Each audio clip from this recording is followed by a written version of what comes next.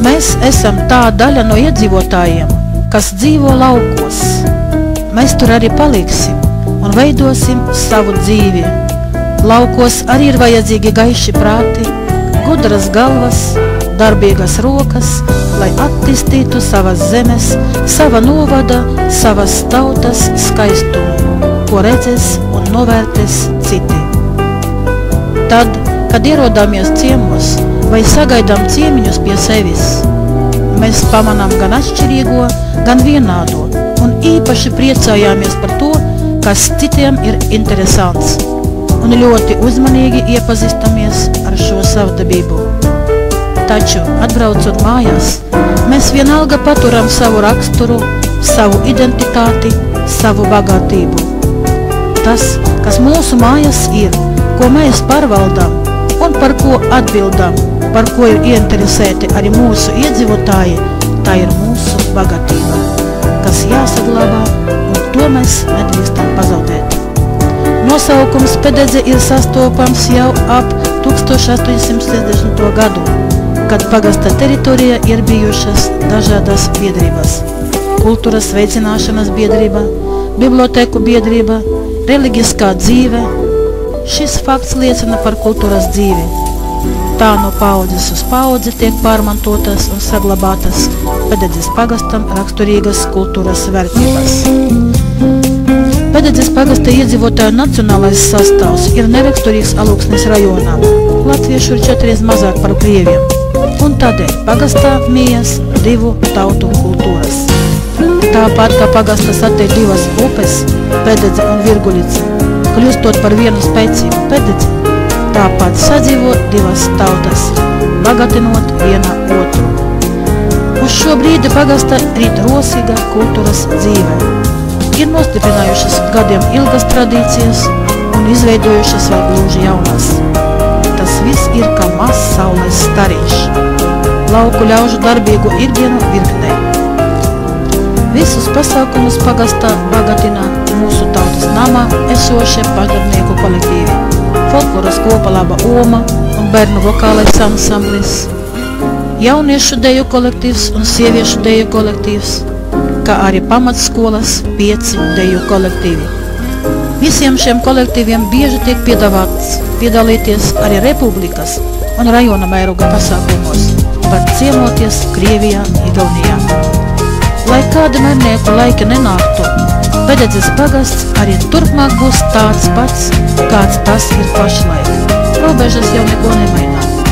Lai cik daļās Latviju dalītu uz kartes, mūsu zaļie meži, mūsu senču kapu vietas, mūsu dzimtene joprojām paliks tur, kur tā ir pašlaik.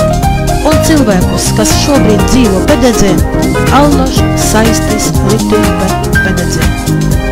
Mēs visos laikos esam bijuši un esam bagāti ar saviem cilvēkiem, gan tiem, kurus laiku pa laikam atmiņās kaļ, gan ar tiem, kas diendienā dara savu darbu, dzīvo, mīl un cieš tepat mums līdzas un kopā ar mums. Viņu sūtība ir būt noderīgiem sev un citiem. Mēs varam būt lepni un priecāties par mūsu pagasta tradīcijām, kuras gadu no gada pilnveidojas, atjaunojas, paplašinās.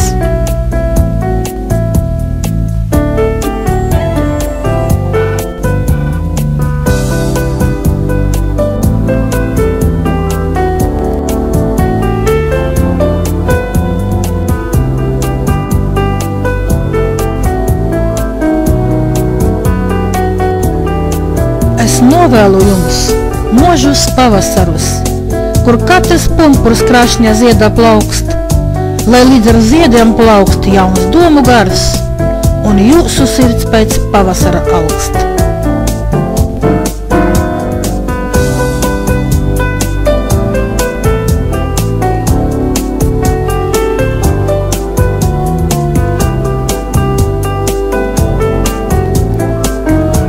Pededzes pagasta kultūras, izglītības un reliģiskās iestādes ir pieejamā, draudzīga un patīkama sabiedriska vietā, kurā laipni gaidīti visi uz vienlīdzīgiem noteikumiem. Tās ir arī vārti uz dažādību, uz atpūtu, uz izklaidi no ikdienas rūpēm.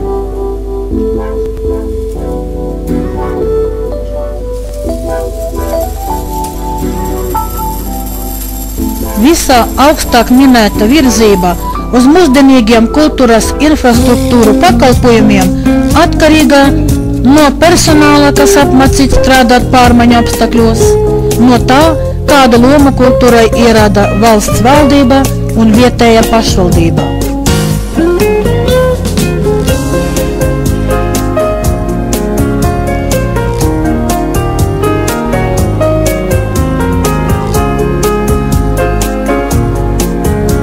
Es savas durvis atveru ar labestību vaigā, vai nācējs sajūt to, vai vienaldīgi staiganu mājas mājā, laiku deldējot. Es labos vārdus netaupu, ja atnācēju redzu. Tam norūpējis skats, sāp dvēselē, tad līdzjūtības guni dedzu, lai gaišums tumsu dzen, pēc durvis pievēru. Kad savas durvis sastopos ar prieka dzirkstiem acīs, tad pasmaidu un gaidu, ko ienācējs man sacīs. Pa durvīm plaši atvērtam plūst satikšanās prieks.